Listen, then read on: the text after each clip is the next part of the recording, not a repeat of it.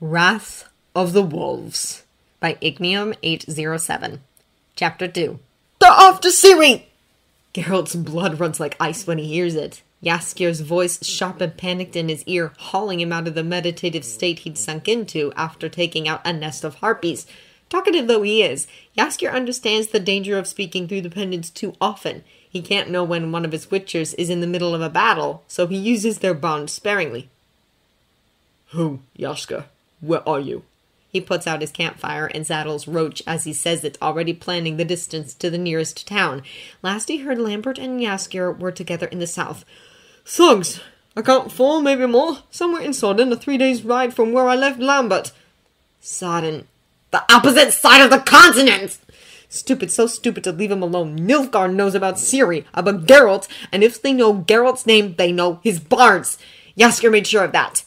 The bird pendant is warm against his skin, trapped still beneath his armor, as Geralt sets Roach down the road at a furious clip. Lambert's voice vibrates down the line. Fuck, don't fight, Jaskier! Run! You can't take that many! Jaskier won't listen, he never does. Little late for that, darling. Geralt grits his teeth. He trained Jaskier himself, so he knows the man can hold his own, but anyone organized enough to go after Jaskier for information on Ciri will be professionals. Nilfgaard, most likely, or mercenaries on their payroll. He's a bard, not a warrior. Whatever fight Jaskier is in right now, he's going to lose, and when he does... Shouting his name down the pendant does nothing. Only silence echoes back. Where'd he go? Eskel asks. Unconscious, probably. Lambert answers. If it's Ciri they're after, they won't kill him. The yet goes unspoken. Geralt can feel worry spiraling down the connection between them. It matches his own. They've practiced communicating with the pendants extensively, learning to control the direction of their messages and the strength of the voices in their heads. It takes intent, usually, to send thought down the bond, but feelings can spill over in times of distress. Where are you both? Lambert asks, urgency in his voice. I'm a few days' ride away. They'll be gone by the time I get there. Cadwyn! So the Temeria. He curses. Lambert is closest, but none of them are close enough. Roach flies down the road, and his brothers fall silent. Geralt makes it to a city within the hour, riding into town like the wind itself and swinging off his horse before she's fully stopped. He bursts into a tavern, and people skitter back from the door, fear tainting the air around them. He slams a fist down on the bar, rattling the shelves. Is there a mage in this town? There's blood on his armor and rage in his eyes, and Geralt knows he looks more monster than man. He can't bring himself to care. The maid behind the counter shakes, looking at everything but him. Hey, Mr. Witcher, she chokes out. From the road, in the little shack with the blue door. He's gone before the last syllable falls, slamming the door behind him so hard it shakes the building's frame. The mage's house is exactly where she described. It has a roof in need of new thatching and a door so small Geralt has to duck when he shoulders his way through it. The woman inside jumps up from her table at the sight of him. Her supper is forgotten when he drops a pile of coins by her mug and says, "Portal, now." Lambert describes his surroundings as best he can, and Geralt relays them in halting words. Seconds later, a portal opens on the street. Geralt leads Roach through, and it snaps shut behind them. It was day in Cadwyn, but here it is dark. He's in a field of wheat that sways with mocking calmness in the evening breeze. Lambert stands a few feet from him, the same dark anger swimming in his eyes that Geralt knows lives in his own. They embrace just briefly, parting with a slap on the back and tension in their jaws. There is no joy in this reunion. Eskel? Geralt asks. On his way. Says there's a sorcerer not far from him. Should be here before dawn. Jaskier's voice echoes in his mind. Little late for that, darling. Do we have until dawn? Lambert's hand curls into a fist. They won't kill him. He's right. Whoever has Jaskier won't kill him until they get what they want. But they will hurt him. They'll do everything in their power to get him to talk, and that means knives, blood, broken bones, and burn marks. Jaskier's life is safe for now. It's his sanity Geralt fears for. Jaskier wakes to a kick in the face. His head snaps back and hits something behind him. A tree, maybe? A bowl? His head hurts too much to focus on anything, and someone is whispering in his ear. No, not someone. Lambert is whispering in his ear, repeating Jaskier's name over and over like a prayer. Lambert? The kick lands on his ribs this time. Jaskier doubles over, gasping, his arms scraping against rough bark from where they're tied behind him. He's really fucking out of it, says a voice. It's harsh and too close by, and sounds nothing like Lambert whispering. Jaskier sucks in a deep breath and winces at the strain on his ribs. Reality filters back like sunlight through the foliage above. Lambert isn't speaking in his ear.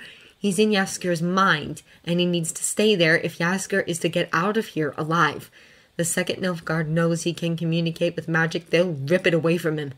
Tilting his head back against the tree, Jaskier focuses on his pendant instead of the burning in his chest.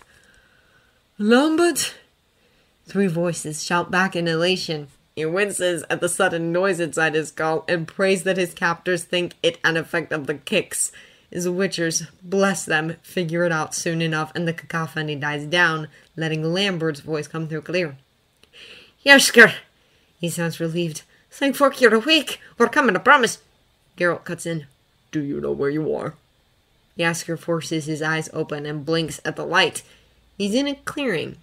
The men who attacked him by the inn are cooking breakfast around a small fire, or 2 of them are. The third, whose boot was recently acquainted with Jaskier's face, stands next to his tree brandishing a knife that hasn't seen a cleaning since the last time the man took a bath. From the stench that hangs around him, Jaskier guesses it's been at least a month. Forest, he answers, and then he thinks, knife, as the soldier in front of him yanks on Jaskier's hair and presses that filthy blade to his throat. Not so tough now, are you? The soldier tilts his knife until it lies against Jaskier's pulse point. 1 twitch will press it deep enough to bleed. Wake up, bard. I want you aware for this. The last vestiges of sleep fall away under the cold threat of steel. Geralt is shouting at him again, demanding to know what's going on. What's wrong? Jaskier opens his eyes wide and sends an image of the clearing rippling down the bond.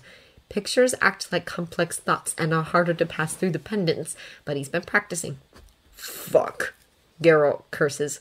I'll kill him. Eloquently put, love. You have my wholehearted permission to kill them all as soon as possible. A vicious tug at Jaskier's hair refocuses him, and he realizes that he zoned out for too long. He'll have to be careful about that. Morning, he greets. He says it slowly, mindful of how little movements press him closer to the edge of the blade. Impressive campfire you've got here. Didn't know scum like you could cook. Bang! Sudden and sharp flares as the soldier flicks his knife down in an arc from the side of Jaskier's neck to his sternum. Blood wells up in the shallow cut and spills dark across Jaskier's chemise. He grits his teeth against the wave of nausea that sweeps over him, shaking as he bleeds. Though he's gratified to notice, not shaking as badly as his attacker, who is quaking with barely restrained rage. It would be funny if he weren't holding a knife. Worth it, he thinks. Whatever you just did, Jaskier, do not do it again. Eskel says the words, but Jaskier can practically see Geralt nodding along, the stormy look in his eyes that he gets whenever Jaskier does something stupid. He tunes them out. This is silk, he says to the soldier. It's worth more than your pathetic life, so be careful with it. You insolent little shit. Ideld, one of the other men shouts. Don't kill him. Kaer wants him alive. Alive, the soldier Ideld says. Not intact. Think if I cut a finger off, he'd shut the fuck up. Jaskier stills at that. His ribs, sure. The kick to the head was a bit much, but his fingers? No. I think you should come eat so we can get back on the road. Rough him up later if you want, but we've got miles to cover. Ideld growls and plunges his knife into the wood by Jaskier's head. It nicks his ear on the way, dripping a thin, sticky line of blood onto his shoulder and distracting him from the fire down his front. It's tiny, that nick, but it brings the truth of the situation down hard on Jaskier's shoulders. He's bleeding, freezing, hungry. He's kingdoms away from his wolves with no way of knowing where he is or how they can get to him. Nilfgaard will break him down, and he'll let them do it. The gods themselves couldn't make him betray Ciri, and as soon as Nilfgaard figures that out, they'll slit his throat and dump his body somewhere, thrown aside like so much trash. Panic sinks claws into his throat. Jaskier, come back to me, look. Gods, he loves that name. Geralt doesn't use it often. The oath partly because he's bad at dealing with feelings, but mostly because he knows the effect it has on Jaskier and likes to save it for when it counts. Like when one of them has nearly died, or will soon, or... Jaskier, breathe. Slow and steady, Lark. Relax. He tries his best to obey, in and out, measured as Geralt's heartbeat. I'm all right, he manages. Thank you. Bitter laughter echoes down the bond, distorted by magic at distance. Don't thank us yet, Lambert says. If I hadn't left you, we wouldn't be in this mess. Thank us when we get there and put a sword through that bastard's heart. Jaskier shakes his head a little before he realizes they can't see him. Can't blame yourself, Lambert. You had no way of knowing this would happen. We knew Nilfgaard was after Ciri. Should have figured you'd be a target. You stupid, stubborn man. None of this is on you, Lambert. None of it. It's Nilfgaard or destiny if you go in for that sort of thing, but not you. Jaskier. He would laugh if it didn't hurt to breathe. No arguing when I'm in distress, darling. If you insist on blaming yourself, then come save my ass. And make me some of those scones I love when we get back to Kaer Morhen. I will.